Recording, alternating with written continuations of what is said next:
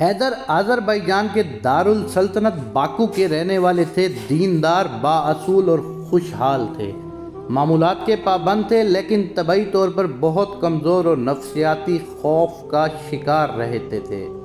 وہ ہر چیز سے ڈرتے تھے، یہاں تک کہ چوہوں، بلیوں اور کیڑوں مکوڑوں سے بھی خوف زدہ رہتے تھے۔ جاڑے کے دنوں میں ان کا یہ حال ہوتا تھا کہ گوشہ نشین ہو جاتے تھے، سردی لگنے کا خوف دامن گیر رہتا تھا، زیادہ تر لحاف اوڑھتے رہتے تھے، دروازہ اگر کھلا رہ گیا تو بند کرنے کی بھی قدرت نہیں ہوتی تھی کہ تیز ہوا کا جھونکا نہ لگ جائے۔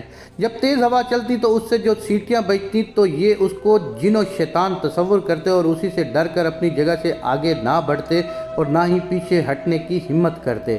کب کبھی طاری ہو جاتی اور یہ بھی پتہ نہ چلتا کہ یہ ٹھنڈ کی شدت ہے یا واقعی خوف کی شدت ہے۔ اسی طرح زندگی کا بڑا حصہ گزر گیا۔ ایک دن خلاف عادت رات کو تاخیر سے ایک ضروری کام سے مجبور ہو کر وہ اپنے کسی دوست سے ملنے نکلا۔ راستے میں ایک غیر آباد علاقہ تھا، وہاں گھنے درخت تھے۔ انہیں کچھ دور چلنے کے بعد معلوم ہوا کہ پولیس والے احاطہ کیے ہوئے ہیں۔ اس منظر سے یہ ڈرے اور راستہ بدل دیا۔ دوسری طرف راستہ میں قریب ہی چند لڑکوں کو دیکھا، زور و شور سے کھیل رہے ہیں۔ یہ ادھر سے رخ بدل کر چلے۔ وہ راستہ ویران تھا، وہاں ایک دم سے چند ٹھگوں نے انہیں گھیر لیا جن کے چہرے سے قساوت ظاہر ہوتی تھی۔ وہ لوگ ان کو درختوں کے پاس گھسیٹ کر لے گئے اور ان سے پوچھ گچھ شروع کی کہ ان کے پاس کیا مال ہے۔ ایک نے سخت و تند و تیز لہجہ کر کے کہا، تمہارے پاس جو مال ہے نکال دو۔ انہوں نے اپنی وہ سونے کی انگوٹھی اتار دی جو انہیں ورثے میں ملی تھی اور ان لوگوں کے حوالے کر دی۔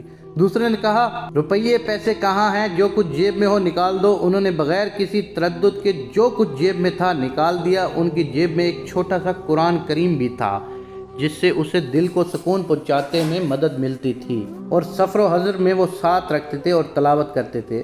اس سے اپنے اندر ایمان و قوت پاتے تھے اور جو ان کے لیے اندھیری خوفناک راتوں میں سکون قلب اور عافیت کا باعث ہوتی تھی۔ ان بدبختوں میں سے ایک نے اس قرآن مبارک کو لیا اور اس کو اپنے لیے بے فائدہ سمجھ کر پھینک دیا۔ توبہ نعوذ باللہ۔ قرآن شریف کے ساتھ یہ گستاخی دیکھ کر ان پر جیسے بجلی گر پڑی اور ان میں آگ بھڑک اٹھی۔ ان کے لیے یہ ناقابل برداشت فعل تھا۔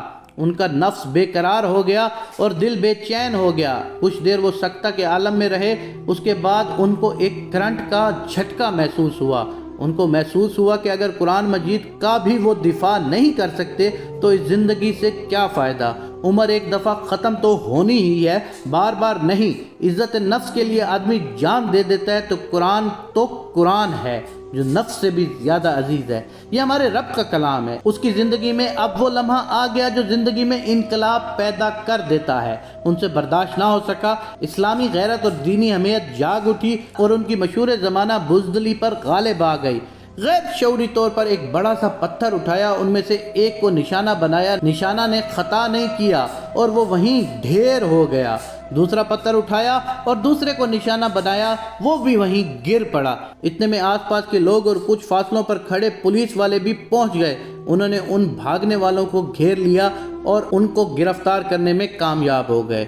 ان سے وہ نقدی جو انہوں نے لوٹی تھی ان کو واپس دلائی گئی اور ان ٹھگوں کو جیل بھیج دیا۔ بس ہمارے اس غیور و باہمت دوست نے قرآن کریم اٹھایا اور اس پر جو گرد و غبار وہ مٹی لگ چکی تھی اسے صاف کیا، اس کو بوسہ دیا اور ان کو کھوئی ہوئی متاع و مال قرآن کریم جو ان کو بہت محبوب تھا اور جس کے لیے انہوں نے یہ اقدام کیا تھا واپس مل گیا۔ اس کے ساتھ انہیں شجاعت و غیرت کا چھپا ہوا جوہر بھی واپس مل گیا جو ساری زندگی ان سے چھٹا ہوا تھا۔ اس اسلامی غیرت اور دینی حمیت کا نتیجہ یہ ہوا کہ ایک ایسا شخص جو بزدل شخص مشہور تھا، ایک واقعے نے اس کے اندر بہادری کے جوہر کھول دیے اور بزدلی کے دروازے بند کر دیے۔ اب وہ ایک جری بلند ہمت انسان بن گئے تھے۔ انہوں نے اس کے بعد شجاعت کی زندگی کا بقیہ حصہ گزارا۔ اسلامی غیرت اور دینی حمیت ہی ایک ایسی چیز ہے کہ اس کے آگے پہاڑ بھی چٹیل میدان معلوم ہوتا ہے۔